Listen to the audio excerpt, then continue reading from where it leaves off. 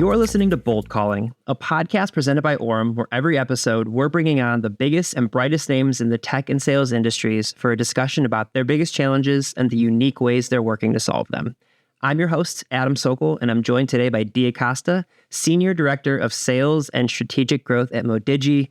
Dee, thank you so much for joining me today. Hey, Adam. Pumped. Been a big fan of yours, of course, of Orem's. And man, so many stories to share that eager to just get into it. But yeah, I'm Senior Director of Growth at Modigi. I'll share what we do at the end of the call, but lots on my plate, lots of experience to get into it. Yeah, absolutely. And so because this is going to be one of the first few episodes, I'm sure people might be getting a little bit tired of hearing me, but I'm going to kind of run you guys through what we're going to do and where we're going to kind of travel along this conversational journey. We're going to start with Dee's background, and we'll talk about Modigi for a bit. Then we'll get into the things that stress him out and how he's working to resolve them. And then we'll have some fun. So first things first, Dee, kind of walk me through your career path. How did you get to where you're at today? Yeah. So I'm going to try to do the abridged version. So I grew up in Florida. I moved up here, kind of a neat story. My apartment wasn't done being built. I said, hey, I'm going to live with my parents for 6 months, save up to get a car. It turned into better part of 23 years now. Waited tables through college. I was one of those people I had to work, college. I went to college for a lot of years, but it really wasn't my vibe, like it just wasn't. So my first job out of college, and I think this is the important one to note, was at Fidelity, making, nothing. There was a data entry job. So back then everything was green screens, like DOS looking, and you had to, there's only so much computing power. So you had to churn the data every certain hours. And we were dealing with millions in 401k investments. So if you missed the churn one day and the market went up 10%, you were on the hook for 10% of that investment. And it was absolutely horrible. It was just like the worst job. Even back then you're like, why can't computers do this? And all of my colleagues were these overworked, wonderful ladies, but overworked ladies in, their 50s who needed knee jobs. And, they were moving the team to North Carolina, and it was just miserable. And I remember thinking, getting in the office at 6 and you're like, why did I go to college? I went to college for this. But at the same time, a girl I was dating started working at a company called By Appointment Only. And it was cold calling, pure cold calling, appointment setting. Great company. They're still around. I have friends there. And she got me a job there. And quickly it became life-changing, right? You were dealing with cooler people, funner job. You were making more money. It was just the hours were better. It was just transformational. And then Great Recession happened. I went to Forrester for a little bit. I was at Aberdeen for 11 years. I had the pleasure recently of working at Metadata. I was head of revenue at Hockey Stack. And now I'm at Modigi, which is great. But, it's weird. Like sales, we put a lot of pressure on ourselves and we're like, and I think back to that first job and I'm like, man, I was just as stressed out of that first job and I was absolutely miserable. So, is it sales or is it just human nature? It's funny. I feel like we've had, before we started recording, we were sort of talking about our backgrounds. I feel like we have somewhat similar paths in the sense that when I graduated college, my very, very first job out of college was I worked at New York Life selling life insurance and looking at the kind of investment side of things. The reason I did that is my father owned a State Farm insurance agency for the entirety of my childhood. He's retired now, but when you graduate from college, you're like, I don't want to work for dad. I'm a fully formed adult 21-year-old. I can do this myself. So I went to New York Life where it was 100% commission based. And I realized all I was doing was calling on the people that I knew that in reality should be going to my father, who had at that time quite literally 3 decades more experience selling insurance. So after about 5-6 months, my dad was like, this is silly. Just come work in my office. You'll do the same thing. But you mentioned the green screen of data. That is exactly what I can visualize that to this day. Cause that was where all his book of business, that was where all of our information, all of our, what I now would just call call notes, all of that was in this green DOS, just horrible to look at computer. And it was it wasn't exactly cold calling because, my dad was very good at relationship building, which is important in sales. And so I would call these people, and whether or not they wanted to buy life insurance, and very few people ever do, they'd be like, Adam, I appreciate it, but I love your dad. I'm not interested, but he's a great guy. And like, so I never got too many of those harsh, like, lose this number and don't talk to me. But I know exactly that initial feeling. So what, kind of talk to me about, what, for people who are unfamiliar, what Modigi does and kind of how you're leading the team over there. I'll get there, but I want to take a step back. So my dad is a programmer, very good programmer, great career. He was laid off for a year and he tried selling insurance, like you said. He was horrible at it. But, I was in college and he was like, Daedric, that's my full name. He'd be like, Daedric, you got to get into sales. You'd be so good at it. You're just like these guys who are successful. And, the irony. And so he comes here and he'll take care of the kiddo. And, he has stuff that he does here, hobbies and property here. And remember he heard a cold call. It wasn't a very good cold call. And he was like, Daedric, I'm so proud of you because he knew how hard it was. I think that's the proudest he's ever. He's always been proud of me for other reasons. So what do I do? Modigi's a startup. Like, our companies work, Orem, we both support cold calling at the end of the day, right? Like, and right now cold calling is hot. Right, Adam, like do you feel that? Do you feel like cold calling is hot? Like I see it. Yeah, I started at Orem in November of 2022. Had to think about what year it was right now. So I've been here, I guess, a year and a half at this point. And even at that point, when I started, it was Thanksgiving week was my first week. And I remember talking to my boss, Ting Ting, and our CEO, Jason Dorfman, had this presentation to everybody. And it was talking about getting Orem over the chasm from like a nice to have to a need to have. Yeah. And before I was here, I was at a very, very large corporation. And before then I was at a fairly large corporation. And I just remember thinking like, that is a years long thing to get over that chasm. Like, why are we talking about this? When in reality, just in my time here, it has gone from like, even at the end of 2022, people being like, yeah, I mean, we cold call a bit, but we're really more email focused, we're social selling. And now like it's I guess a tribute to our marketing team and our salespeople. Like people know and recognize what Orem is and all of the kind of AI dialing platforms, honestly, to give a nod to our competitors as well. They've set their game up too. Like people really are realizing like, oh no, if you're willing to pick up the phone and dial, it is the most direct way to build pipeline and to establish relationships. So this is a long rambling way of saying like, yeah, I absolutely have seen people are fully on board with the fact that if you pick up the phone, results are going to follow. I'm giving you a virtual air hug because I like respect that so much, and I'm seeing it too. And I think that's what, when I have a hard day, that's what gets me, a little excited. So we are a startup. So what I do, I do a little bit of everything. I create content. I make a lot of cold calls. I had 2 days yesterday where I had multiple meetings set. I don't set the strategy, but I help influence the strategy and I close deals. So, with a startup, it's just so much that you have to take on. Like, man, I creating content, I have a LinkedIn Live and, I've created playbooks, and then you're also cold calling, and then, you're navigating deals, from the very transactional, sub 20K deal to the very strategic, we have to map out, 100K plus deal with big companies. So it is a lot, but candidly, I love it. Like, gosh, what I was, a big GTM company, what I do well, looking at the same 100 accounts, and yeah. Mm-hmm. But I have a very high bias to action. I think we both do. Like you definitely do. I've known you digitally for a while, Adam. And like you see something stupid, you just can't take it. So quick story. So I worked at Aberdeen for 11 years. We were acquired by a company. I'm not going to name names, but it was so archaic.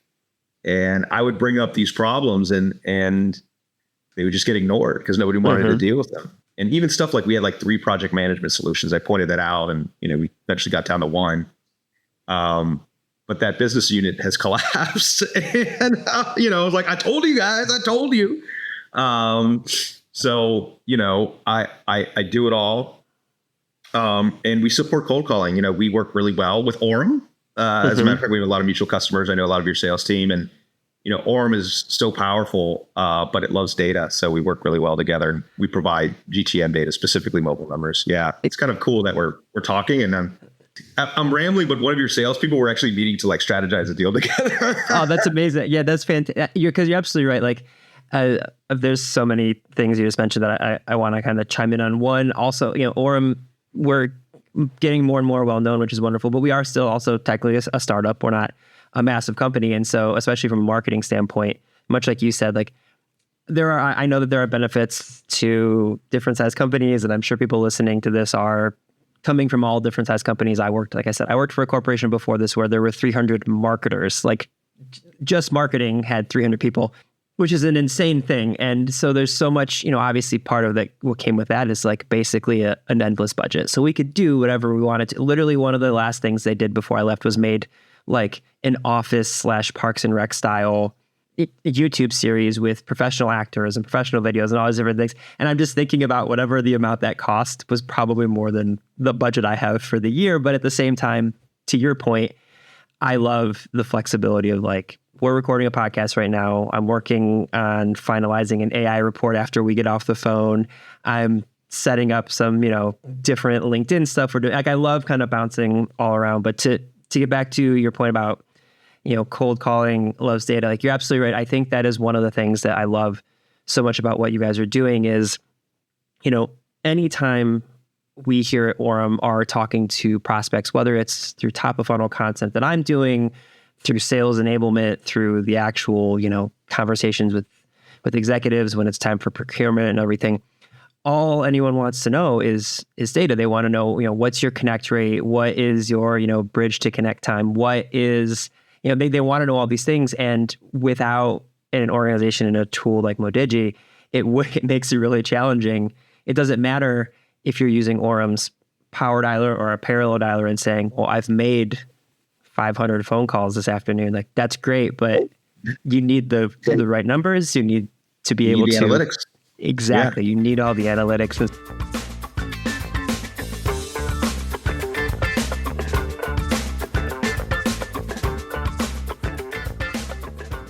With all the different things that you're doing and the deals that you're closing, small and large, and doing, like you said, you're doing content, you're doing enablement, you're doing all these different things.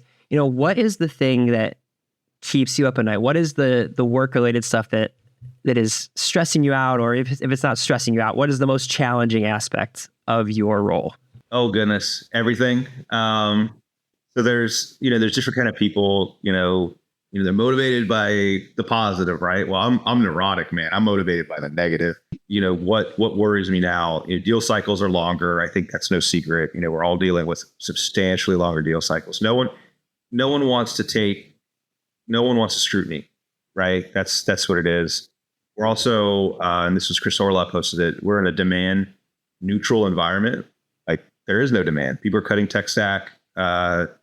They went crazy post-COVID, right, Adam? Like, post-COVID, they're like, we need to do something, right? And there was so much demand, you could just run LinkedIn ads and fill a pipeline. The biggest one for me right now is driving pipeline. So we have great advisors. We have great network. We have a tool that people need. Like, the value is so linear. We work with great companies like Orem.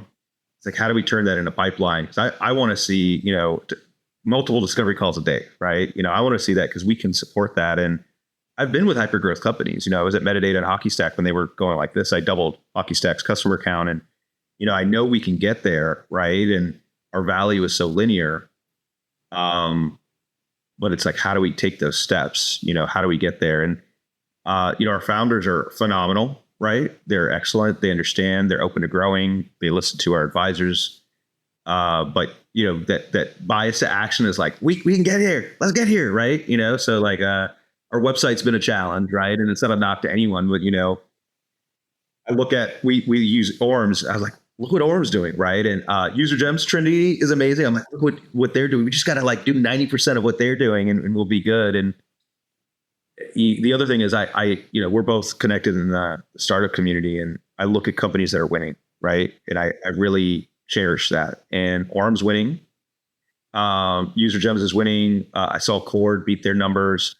And it's so easy to say, well, the market's hard or sales is hard. But when I look at those winning companies, it really inspired me. Like Novatic. Like, are you familiar with Novatic? Do you know Natalie at all? I don't know Natalie. I'm familiar with the organization though, but for people who are listening, and if you want to talk about it, please go ahead. So Natalie is amazing, right? Very unassuming, incredible marketer, gets both the data side and human motivation. And they were lean there, right? They're not a big company. I don't think they raised anything more than like a seed round or small Series A, and they blew away their numbers. And how do they blow away their numbers? It's just good messaging, good sales and marketing alignment. Their head of sales, Ben, is exceptional. And just getting out there. And the vendor releases their top spend report. They don't have a category for Orem. I'm like, where's the Orem category? I'm going to add their CEO, who's a great guy, to add y'all. But they were number one, and they were number one against companies who were like 10 times as big. And Natalie, hear this, congratulations. But companies are winning. You can do it. There's a blueprint to winning, and we know what that looks like. Orem obviously knows what that looks like. Yeah, I first off, thank you. I really appreciate it. We actually, when I first started here, was when we were just starting our website redesign, which now we're very proud of it. And we use it to do some things. We do like various takeovers and stuff when we have campaigns going on. And to your point, like the way that we look at brand, we're very fortunate that our demand gen director, Sarah, who people have seen, she's gone viral a bunch of times on LinkedIn the past couple of months. She's one of those people who just, your marketing team, I stand.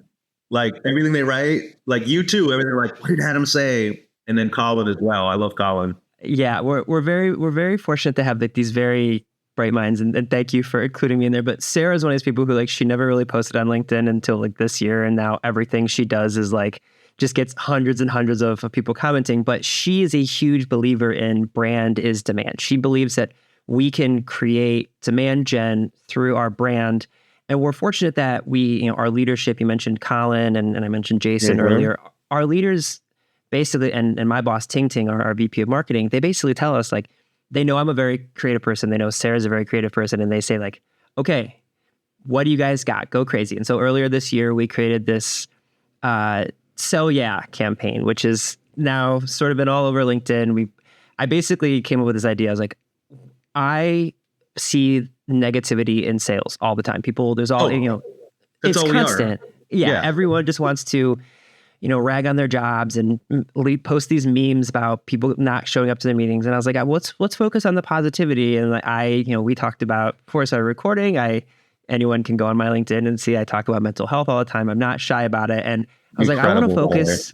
Thank you. And I was like, I want to talk about the positivity. And so I came up with I was like, let's just say sell yeah, like hell yeah, like you get to sell. And I jokingly told Sarah, our demand gen director, I was like, really the impetus for this is I want a bright orange sweatshirt that says sell yeah. And she's like, well, we'll get there. And lo and behold, we have created these bright orange sweatshirts that anytime we post a photo of them as Orem, people are like, let me get one of those. But to your point, it's like, we do a lot here, but we're a small team. Like you said, we're a startup. And so for me, it's all about triaging. It's like, okay, what can we control? Yeah.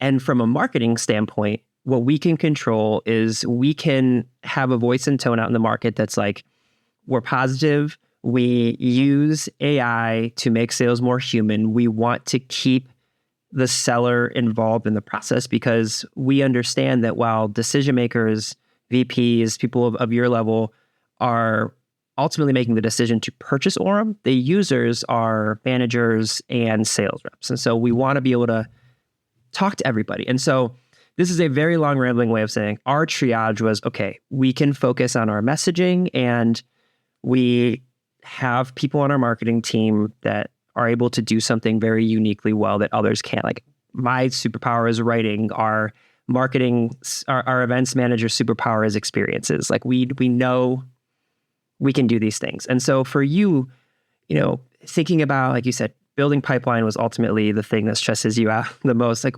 how are you guys triaging to understand how to accomplish that? I know you're a big believer in all bound, but like, what's the way that you are triaging it to say, here's how we can win most effectively? So I want to compliment you all because cold calling technically, usually has a negative connotation. And I think you all have kind of made it fun, which is hard, right? Especially when you're selling a big ticket enterprise item. I'm going to be candid. We're still getting to our messaging, right? We don't really scale with tiny companies, like a small startup. But what I've been pushing is, so we have a great advisor and incredible RevOps operator, his track record. Like I just can't say enough good things about the guy. He shared a story and he's like, someone was killing their numbers. He came to me and he said, I asked him, like, how are you doing it? He's like, oh, did you? They have mobile numbers. And I think a lot about, the challenger sale where, things are brought to executives, right? And that's how they really say, we need to get this for our team. So right now, we're trying to continue the top level through our co-founders and our advisors, but trying to build out a little bit more of that human nature. So I host my own podcast. We're trying to drive questions about, hey, what was life like growing up? How did you get into sales? Not just like tactically, okay, do this. And there's a lot of agenda items. And, I will say that idea of making sales fun, is something that I'm probably going to grab a little bit, right? Making sales fun, and shout out to User Gems, hey, pipeline anxiety, goodbye. But it's challenging. We're getting there. We're making updates to the website. My CEO is incredible, Ken Hoppy. He started posting and he's enjoying it. And he's like, I have a friend that helps them, they don't write for him. They don't ghostwrite, but they help. And I'm like, so, trying to get that out there, make us more accessible and less of, kind of a early 2000s, XVP flavor. But it's tough. It takes time, brand doesn't happen overnight. Right. And, even sure with Orem, like you came on and there was customers that had a bad experience, or there was, people who said, hey, you're much more than parallel dialing, but say, hey, parallel dialing is bad. Those are some of the things we're doing. So I did sell to marketers for 15 years. I've worked with very good marketers. I've seen hypergrowth, so I am able to crib some of those things. Shout out to Mark Huber, the entire metadata team. They were fantastic when I worked with them. I'm like, you guys are so good. That's another thing. Sales, if you work with a good marketer who's brilliant, just let them run and ask them for help. Don't tell them what to do, because if they're getting results and they're brilliant, like your team, like I would work with you, I'd be like, hey, how's that report coming? Can I get some stats? I wouldn't be like, the report has to say this, so that's kind of my theory on that relationship. That's something, we mentioned Colin and Ting Ting a few times now, our VP of sales and our VP of marketing. I will say the collaboration between our sales and marketing team here is really, really dynamic. Actually, last year at SaaStr, I wrote a speech for Ting Ting and Colin about our sales and marketing collaboration, and they presented that at SaaStr, and it was just great to see, because it wasn't just like window dressing. It wasn't just them saying the words that I was like, okay, make people believe that we actually get along. Like we do. I connect with our top sales reps every single week. Everything I write. Aaron Milner is one of our account executives who works in enterprise. Oh, yeah. And anytime I write a piece that we want to be, whether it's a blog post or a report or like sales enablement piece, I send it to him and I'm like, okay, would an enterprise person actually care about this from a sales standpoint? Please be honest, because I'm just a marketer. And like that stuff, it works back and forth. Then, because you establish these relationships with salespeople, now when they're sending something to a prospect, they'll come to me and be like, hey, can you help me tweak this message so that it actually is like fun and playful, or is, serious in tone? And you're absolutely right. Like that partnership, I always talk about de-siloing our teams here. Yes. Like my goal is to be so positive and effusive and talkative in Slack or in person when we have the ability to do that, is so that people are like, oh, I can come to Adam for anything. He's not going to say he's too busy, and vice versa. I want to, I've gotten so much FaceTime with all these people now. Like I know I can go to our CEO or I can go to Colin and be like, I need you to record something for 2 minutes. I know it's exhausting to do and you have a million other things, but we've built that kind of like that trust, just like you do in sales. We've built that trust to say like, okay, let's help one another. So yeah, I totally hear you. And it is so vital to strengthen those relationships between marketing and sales for sure. The marketing is more than just leads. If you let marketing run, they will create pipeline. And in the interim, there's so many things that you can do with marketing to create your own pipeline, bolster sales, understand the market, just understand the way people think. It's just so valuable. So yeah, we're working on that. We are a smaller team.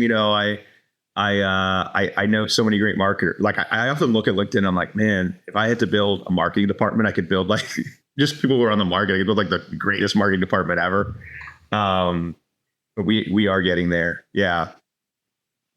I can add you to that list, Adam. Be like, hey, look what I'm doing in 2 years. No, listen, throw me on that all-star team. Listen, I that's actually my favorite thing about LinkedIn is like connecting and interacting with people who, for every comment people see on LinkedIn about like you commenting on my post or me commenting on a person's post at a different company, that they don't see all the DMs that we all send each other. Like, oh my God, I love what you're doing. Yeah. Like that's the stuff where like, that's the good stuff where then you get to go to a conference or you see each other and you're like, just kind of noodle on stuff. That's how future teams listen. We're all fluid. It's people come and go. That's okay. Dude, I love complimenting people, like sending them a DM and, hey, that was a great post, or hey, I love the way you think, or like your marketing campaign. Like I've done that with Sarah, like her posts. I'm like, hey, your posts are so good. I just want you to know. And I think for marketers too, because like, sales, we have our number, right? Like I like positive feedback. Like there's not enough in sales. Like good job, like that was a hard deal. So, give sales kudos, but I think marketers too, like maybe they don't hear that enough, and they go to the board meetings and it's just like, what do the numbers look like? And, you can say, hey, this is really good. This is really helpful. And then, getting back to cold calling, it all helps cold calling. I remember in metadata, Danny Reed, great seller, by the way. If you want to connect with someone, Danny Reed's awesome. But he said, hey man, I remember when people would pick up the phone and know who we were, and it's just transformational. You see a lot of cold calling advice and they're like, hey, I'm from Gong. Want to schedule 20 minutes? And it's like, dude, that's so different than 90% of the market. Like if OpenAI called me, I'd take a meeting. I'd be like, oh, OpenAI. Yeah, sure. I can't buy anything, but yeah. Yeah. I always, I love going in Cleveland where I live. They have the Content Marketing Institute was founded. And so for a long time, that's right. CMI. I've been to 3 of them. Yeah. So the founder, Joe Palizzi, I've interviewed him a bunch of times, actually. He's a wonderful guy. And for a long time, they would do Content Marketing World, which is their big conference here in Cleveland. And now they kind of take it on the road, which is smart for them. But to your point about like someone making a cold call from like being like, hey, I'm from Gong, let's talk. They always do these presentations at Content Marketing World where it's like, so we've brought in the brightest minds from Target and McDonald's and Nike to talk about their marketing strategy. And I'm like, that's great. Their budget is a infinity number, like it's an infinity sign. It's such like different. So I always try to find the tracks at those places where it's like, we've got startups or we have mid-market organizations where I'm like, okay, you have a budget. Talk to me about creativity, as opposed to some executive who is very smart, but coming on and they're like, so we brought in Kevin Hart to do a commercial for us. And I'm like, great. I wonder if Kevin Hart will make a cold call for a couple $100. So let's see what we can do.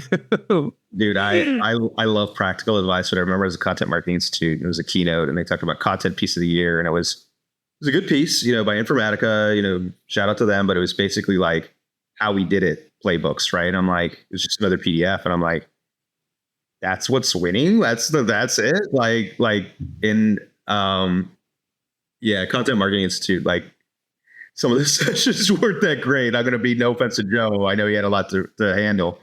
But Cleveland was great though. That's why I've been to Cleveland like 4 times, and every year would get nicer. It was during like 2014, 15, 16, 17. Every year would get nicer. I also have a funny story. So love the Rock and Roll Hall of Fame. Like they would have a party there. And I would go into the store and shoplift shot glasses just to be stupid. So I have like all these shot glasses from there. But there's a great pic. I'll send it to you if you want to put it with the with Tupac. I'm in my like gingham shirt doing the West Side with Tupac because I love gangster rap, late '90s gangster rap, and a lot of fond memories of Content Marketing Institute. Like not just the sessions were okay, but like the people in Cleveland. But yeah, I think now like sales, marketing, CS. There's talk about there's a lot of bad CROs that only focus on sales, but really they're so aligned. Like CS, who likes us? Who can refer us? Who's moving?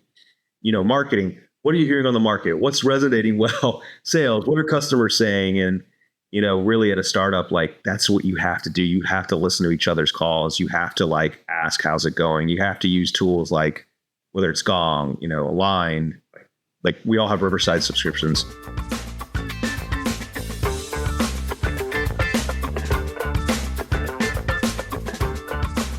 Okay, let's transition. Not that we haven't been having fun, but let's transition to a little bit more fun, a little bit lighthearted questions. So the third segment of the podcast is just some kind of somewhat rapid fire fun questions that I love asking everybody. So the first one is, what was your very first job? It could be when you were a kid or when you were a teenager. What was your first job?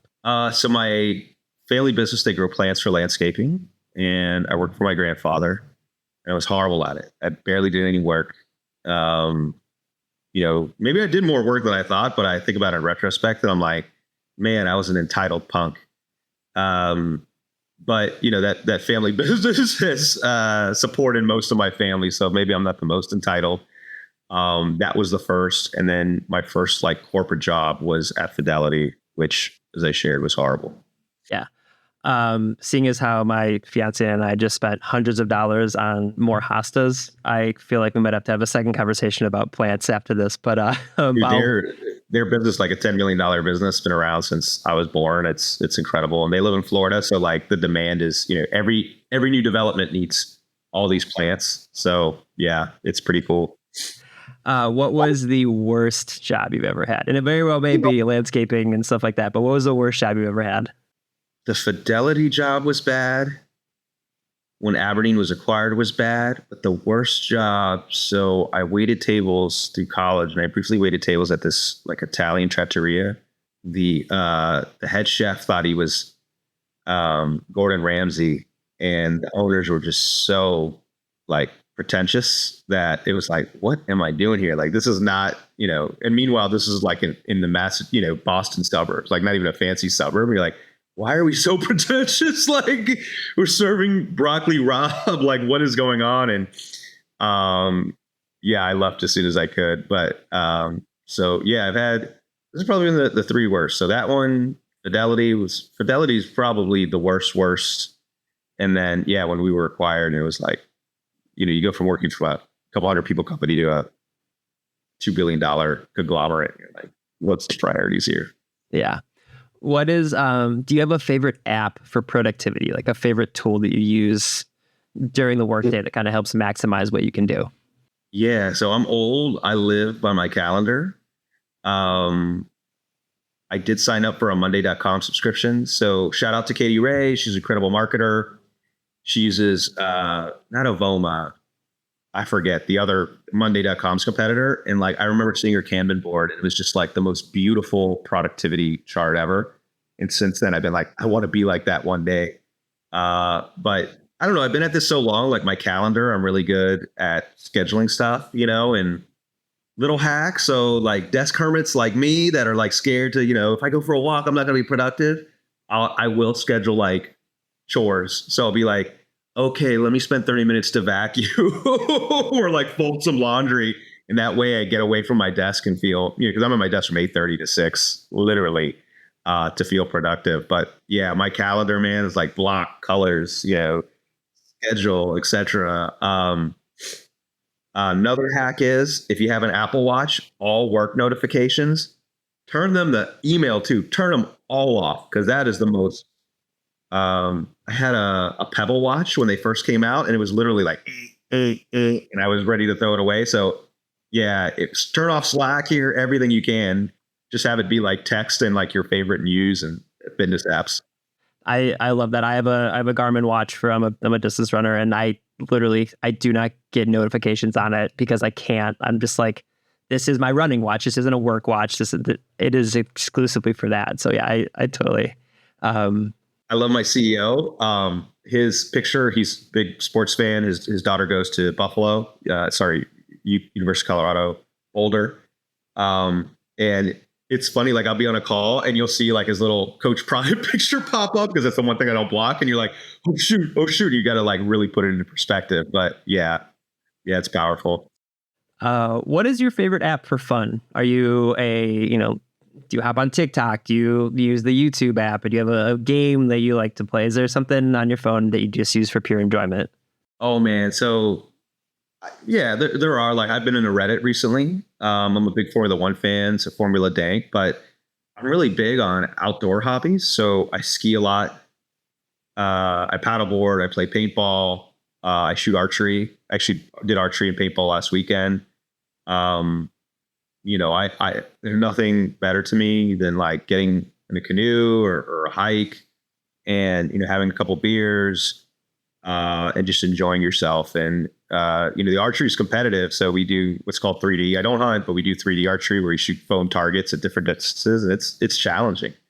But that's really, I'm a desk hermit, and then the weekend, like I want to get out of the house. And as a parent, like I have a tween daughter and she's like, no, I want to stay home. I want to crochet or, I want to play with friends. And you're like, okay, we could do that. But, yeah, the phone can be deadly. Like, the news is so bad always, like it's always been bad. So you're like, I couldn't imagine in like the 60s and 80s, like you're like, oh, nuclear war, civil rights riot, nuclear war. It'd be horrible. Yeah, I couldn't even imagine. What is, you mentioned I do want to recommend an app. It's called WeCroak. So they do studies where if they remind you that you're going to die. It sounds like a lot of fun. Like, yeah, I'm trying to remember the name, but WeCroak. Yeah. Okay, I'll take a look at that. You mentioned, we both talked about a little bit earlier how working for startups, we do a lot of different things. You mentioned being a desk hermit. So what's your ideal work day? Like what's if you could build out a perfect work day, what would it look like? Man, 6 discovery call dash demos.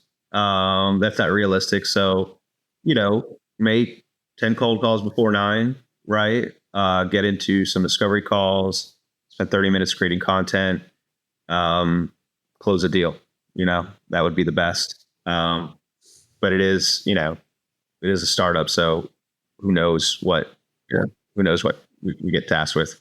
Yeah. And then, all right, last question for you. What is a cold call opener that would get you to at least hear someone give you a pitch? Maybe not take the meeting, but what's a cold call opener that would actually get you to be like, okay, give me the rest of this? Oh man. So the context is always important, but it's hard to find. So, someone reached out to me and was like, hey, no one better do this. Hey, heard you're struggling with pipeline, want to develop it organically. We have a really innovative way to do it. That would work. But if there is no context, let's be real. Sometimes there's no context. Like you can read financial statements and I go look at ads. I looked at LinkedIn ads because that's always kind of a good tell. There's just, what's the context? Like, hey, I see you want to sell into John Deere, like that's going to be the content. We're like, yeah. But I think, humor and self-deprecation off the bar. So like someone called me and they're really confident and they say, hey, Dee, this is a sales call, but I promise your day will be better for it. I'd be like, yeah, let's go into it. If someone calls relaxed and they have that. So I want to give some, shout out to Haley Brodeur and Sarah Plowman. I think people know them. Like they really like emphasize that. Like, they're like, hey, if we could help you. And then, you've got the goats like Morgan Ingram, who like, how are you not going to take a call from that? The guy's voice is pure energy. He's just like a lightning bolt. So, kindness, self-deprecation, that goes a long way. And those are the calls that I've taken, candidly. That doesn't mean that I bought from them, but those are the calls that I've taken. No, I love that. I totally agree. It's when people just express and like kind of remind me, like it's a human being calling another human being. I'm like, okay, yeah, I will absolutely hear you out for sure. My cold call persona is Matthew McConaughey. I want to be like Matthew McConaughey at the Texas game. Hey, how you doing? Good. How about that? People say not to talk about weather. I'm like, if the weather's hot, if the weather's cold, if it's not like, how about that? I saw that heat wave in Texas. You staying cool? Like that'll get me. That's who I want to be on the phone. Talk slow, but yeah, it's that vibe. I think vibe. Someone jokes about vibe based marketing. Maybe it's Tim Davidson. I'm like, yeah, there's something to that. Mm-hmm. Listen, we joke here at Orem that's our entire brand. Every new brand campaign we release, the theme of it is just vibes. So I totally get that. Yeah. Isn't it true though? Like, it's like, we know this content's, so I love empirical content, right? But if it has a good vibe, it goes along. Like, Devin Reed was the progenitor of that. I feel like vibe-based content that has a lot of good data on it. And then we see that with you all, and Peter Walker is great. Chanberg from Hockey Stack is doing that as well. Yeah, love it. Okay, Dee. So I'll put everything in the show notes. But for people listening, where can they find you? Where can they follow along? You mentioned having a podcast. How can they get more information about you and Modigi and everything you guys are doing? Yeah, thank you.